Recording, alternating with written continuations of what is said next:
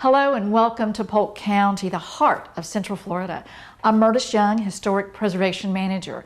Join me as we travel on the Heritage Trail to discover Polk County's rich and diverse historic sites. The diverse history of the area is evident across Polk County, from city centers and urban neighborhoods to rural farms and cultural landscapes along our roads, railways, and rivers. History allows us to explore sense of place, the unique character of the county, and learn about the numerous people and events that shape the region.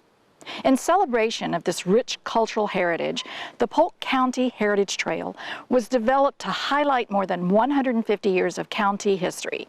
From historic homes and museums to Civil War sites, the trail provides an opportunity for communities to share their local history in the authentic locations where it happened. Join us in exploring the Polk County Heritage Trail.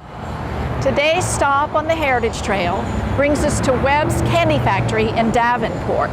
One of Florida's oldest citrus candy factories, Davenport's iconic candy company remains a signature staple of the community, producing a unique selection of mouth-watering citrus-flavored candies and other delicious confections.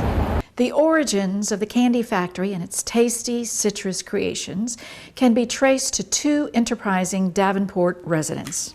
As the population of Davenport skyrocketed in the late 1920s, due in large part to the growing citrus industry, Maud Blodgett and Catherine Stillman opened a tea room shortly after the construction of The Mart in 1927. In an effort to expand menu offerings at the tea room, Blodgett and Stillman began experimenting with fresh citrus fruit and juices and perfected a recipe dubbed citrus candy. An instant hit with customers, the ladies capitalized on the success and opened a small candy factory in the Mart named Sundial Citrus Candies. Utilizing fresh Florida citrus products, the jelly-like candies quickly gathered a large following, prompting Blodgett and Stillman to finance construction of a new building to house the growing factory. However, with mounting financial debt at the onset of the Great Depression, the ladies sold the business and recipes in the early 1930s to Winter Haven businessman C.S. Taylor.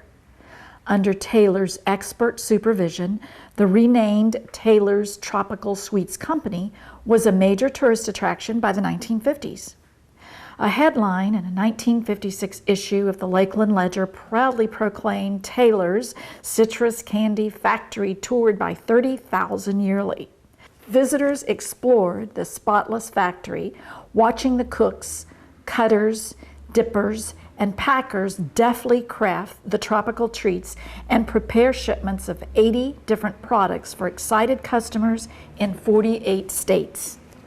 The company once again changed hands in the 1970s following the death of C.S. Taylor and was purchased by John Webb of New York. Shortly following the acquisition of the company, Webb moved operations from downtown Davenport to the present-day location along Highway 27, capitalizing on a higher volume of tourist and residential traffic. Webb integrated new products from his successful candy plant and recreational operation on Lake Chautauqua in Mayville, New York, into the Davenport factory's traditional offerings, expertly blending regional favorites into a diverse mix of sweet offerings. The family-owned business continues to use time-honored procedures to make the company's signature citrus candies, utilizing the original copper kettles, cooking techniques, and recipes from the factory's early days. Visitors can peruse selections of citrus candies, ice cream, hand-dipped chocolates, and numerous flavors of Webb's signature goat's milk fudge, a best-selling item since the 1940s. The homemade confections capture the spirit of Davenport's early days and continue to honor the enterprising individuals who have carried the business forward.